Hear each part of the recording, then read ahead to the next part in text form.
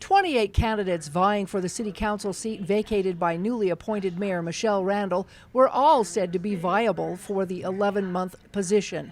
Council members agreed. And so after this whole thing happens tonight, I want you to realize something, and I'm kind of trying to circumvent any speeches about the whoever gets picked tonight is the best candidate, because quite frankly, there are a whole bunch of best candidates out here. This is amazing because I was sitting in that seat a year ago, and I appreciate every one of you. You are all very qualified, and please, if you don't get it tonight, run again. And it's just humbling to see that there's so many other people that are as qualified as us, and so it's a humbling experience. Just putting all of your service alone together, it's just unbelievable, like all that you're doing, just the people in this room. It just shows what an amazing community we live in. I've had several people say to me, oh my goodness, I can't believe 28 people applied. 18 men and 10 women spent their 3 minutes backing their resumes and reasons for running for the seat. However, it was these top 3 candidates turning the heads of council members on Monday. I wish to serve on this council to preserve the legacy, heritage, and traditions of those who have come before us.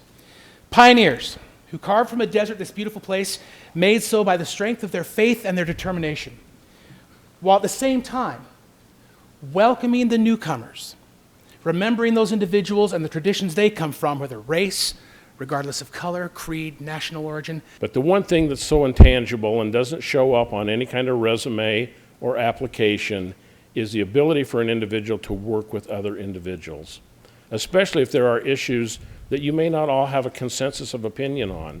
I would tell you this, I will vote my conscience the way I believe that the members of my community would want me to vote.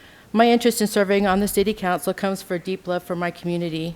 I've been an active volunteer throughout my life. Service gives me the opportunity to honor those who have served before me, to help the people now, and hopefully leave a better future for those to come. In round 1 of the vote, Vardell Curtis received 2 votes. Rick Erickson received 1 and Natalie Larson received the other. An unusual coin toss was the tiebreaker between the 3 candidates. With Erickson being absent, Larson chose the Dixie side of the coin, but the St. George side turned up. This left another vote by the council between Erickson and Vardell, which again ended in a tie and a coin toss. So again, we go back to the process we just had. Curtis, who was present, chose the Sugarloaf and lost. Erickson was declared the winner. Many in attendance left wondering how the new appointee could be chosen at the flip of a coin. It's an outdated process. I hope maybe the legislature will look at what just happened in St. George and maybe change the process some, because a flip of a coin is something you see in a ball game, and city politics, a city council is a lot more important than a ball game. It's fine. You know, I have other ways that I can serve. I'm still on the planning commission. I'm still going to be able to contribute. I would have loved to have done this, but there'll be an election in November and I'll be on that ballot.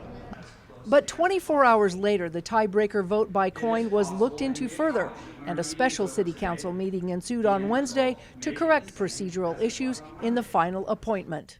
We are meeting today to provide an opportunity to correct the procedural errors. In my opinion, to ignore or try to hide the fact that Monday's process was flawed is unacceptable. This time, Curtis, who originally received 2 votes, was set aside, and the tiebreaker was between Larson and Erickson, with Larson receiving 3 of 4 votes. The final vote came down to Larson and Curtis, with Curtis winning 3-1. We asked candidates what they thought about the process being corrected.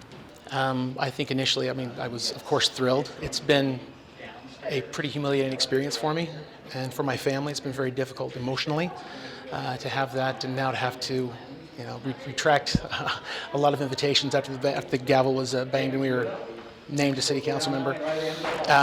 The process, it has to work, and ultimately I will abide by the decision of the council, because we are a nation of laws and men, even if sometimes it doesn't feel like that. They took it serious, they acknowledged it, and then they went forward to correct the procedural error. And to me, that integrity that shows makes me all that much more excited to work with an organization, with a municipality with the city of St. George that wants to do it right. And if you don't do it right the first time, it's not too late to fix the problem. So, yeah, I could not be more happy, really. Vardell Curtis will be sworn in at Thursday's City Council meeting and will serve through the remainder of this year. In St. George, Melissa Anderson, Community Education News.